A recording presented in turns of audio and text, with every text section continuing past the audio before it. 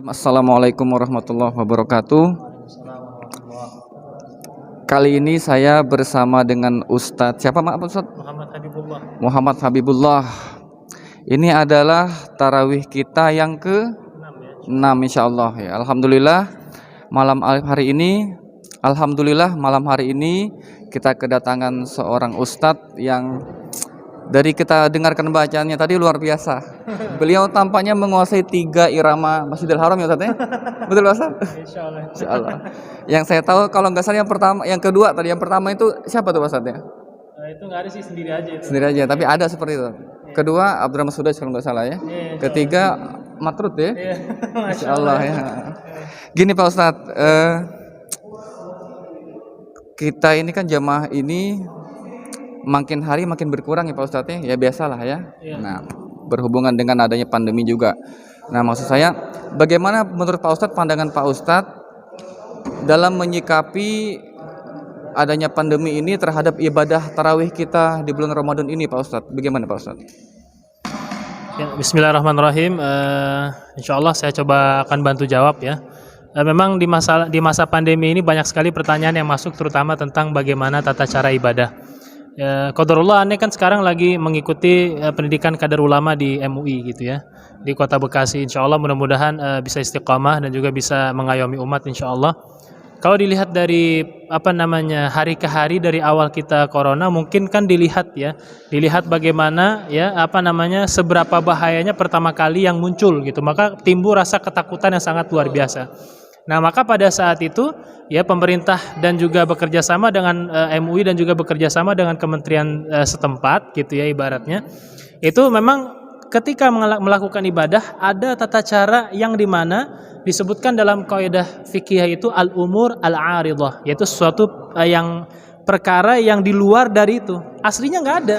Aslinya ibadah itu kan kita berjamaah di masjid bareng-bareng, tapi karena ada suatu arid itu sesuatu yang tiba-tiba ada. Salah satunya apa? Corona ini ternyata mudaratnya lebih besar. Maka di sini para ulama menyebutkan darul mafasidi aula min jalbil masalih. Meninggalkan sesuatu yang mafasid, yang ada keburukannya, lebih baik daripada kita mengerjakan kebaikan. Salat apakah itu tidak baik? Baik. Salat baik, tapi ketika kita pada saat awal-awal itu salat waktu di masa tahun lalu ya, corona awal itu misalnya lagi bahaya-bahayanya, vaksin belum ada dan upaya lainnya belum ada, masih panik pada saat itu, maka yang terafdol pada saat itu adalah sholat, oke, tapi kita dengan apa? Kalau berjamaah di masjid tentu menggunakan protokol-protokol yang sangat luar biasa. Nah hari ini Masya Allah ternyata saya dapat terakhir kabar itu ya, termasuk Menteri Agama masih membolehkan kita bisa sholat di masjid, tetapi isinya dalam artian 50% jamaahnya gitu bahasanya. Tetapi memang kan ketika umat Islam sudah mulai bosan mungkin ya sholat di masjid, sholat di rumah dan lain-lainnya, maka timbul girohnya, kemauannya untuk ke masjid lagi. Apalagi di bulan Ramadan ini sudah tradisi dari dulu, pencas energi awalnya, apalagi hari pertama di bulan suci Ramadan, yaitu sangat luar biasa, jamaahnya sampai penuh. Ya, memang kembali lagi kita mungkin sebagai tetangga yang terdekat atau yang mungkin kita kenal dengan jamaahnya, tugas kita salah satunya adalah memotivasi, baik memotivasi langsung ataupun memotivasi dengan cara yang lain. Agar jamaah ini bisa konsisten. Memang dalam sebuah amalan, termasuk saya sendiri, itu ketika melakukan sebuah amalan, yang paling sulit dari amalan adalah istiqomah itu. Itu yang paling terberat dalam hidup atau dalam sebuah amalan. Makanya ketika lulus dari kuliah LIPIA, apakah kita bisa istiqomah? Wallahu a'lam, tergantung kembali ke diri masing-masing. Apakah jamaah ini bisa istiqomah? Maka kembali lagi ya bagaimana kita, makanya dakwah lingkungan itu sangat penting sekali. Mengingatkan dengan baik, ya mengajak dengan baik. Bahkan saya pernah diskusi dengan mereka, menyebutnya jamaah kalau kita dalam bahasa kurungnya jamaah tablik lah. Ya, pernah saya diminta diskusi sama mereka itu untuk anak-anak hijrah. Ternyata bentuk salah satu mereka agar semakin solid ke masjid, ya kata dia apa? Jadi ketika habis sholat maghrib ya, sebelum diskusi itu kita keluar, duduk sini gitu, ya duduk gitu. Begitu keluar ternyata jamaah banyak di luar itu, termasuk anak-anak yang baru hijrah, ditaruh buah ini segala macam. Ustaz tahu nggak apa yang bikin jamaah itu semakin berkurang? Salah satunya nggak ada ini. Jadi kita ngobrol santai sambil berbicara bahasa kitanya bicara yang mungkin iya kayak kita sama tetangga ya ngobrol biasa gitu. Nah akhirnya dari situ saya dapat ternyata memang sebagian masyarakat masih memandang mereka agak gimana gitu. Tetapi ternyata Masya Allah dari situ aja saya belajar malah benar juga. Benar juga, inilah yang kurang kebersamaan dari kita masing-masing. Walaupun mungkin ya butuh proses yang cukup panjang, tetapi setidaknya kita sudah melakukan. Mungkin itu ya terus di masa pandemi ini ya mungkin kalau misalnya masih takut karena mungkin ya salah satu contohnya adalah kalau dia orang yang sudah lanjut dan lain-lainnya, kalau masih takut dan ternyata ada feeling bakal kena, maka afdolnya di rumah.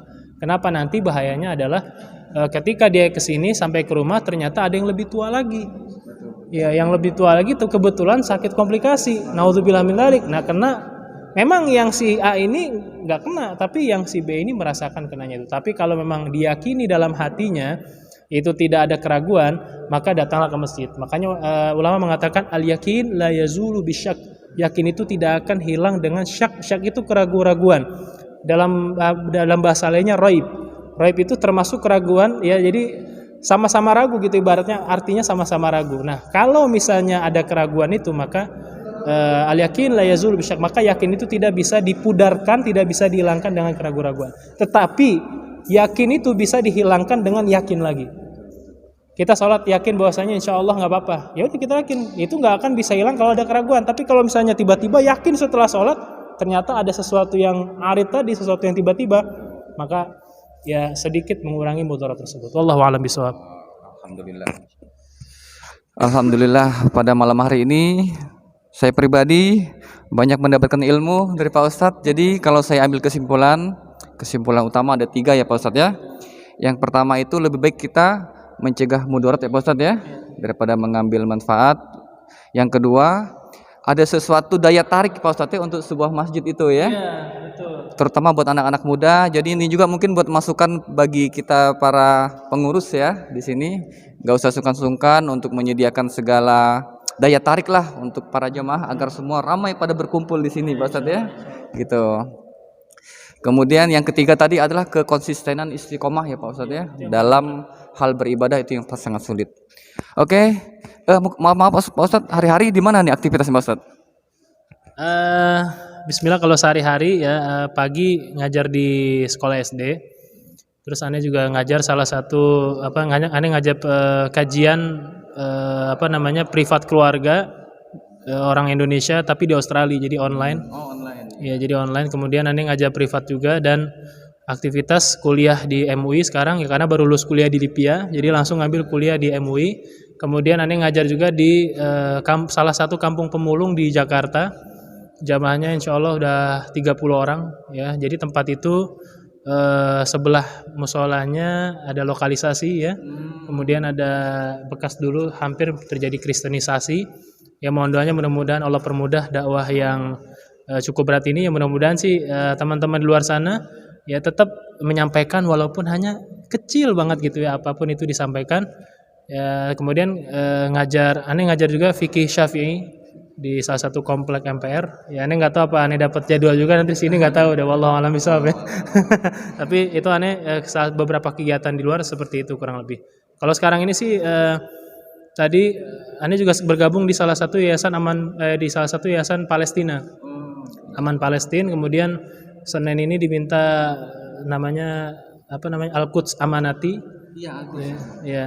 Itu aneh Senin itu diminta untuk menjadi penerjemah di nggak tahu di masjid mana, pokoknya kita ke kantornya dulu gitu. Kemudian beberapa waktu kedepannya lagi sudah dikonfirmasi dengan ACT gitu, insya Allah.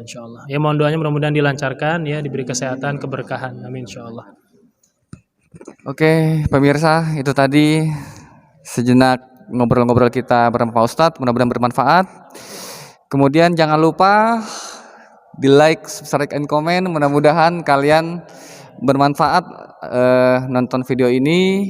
Assalamualaikum warahmatullahi wabarakatuh. Waalaikumsalam warahmatullahi wabarakatuh.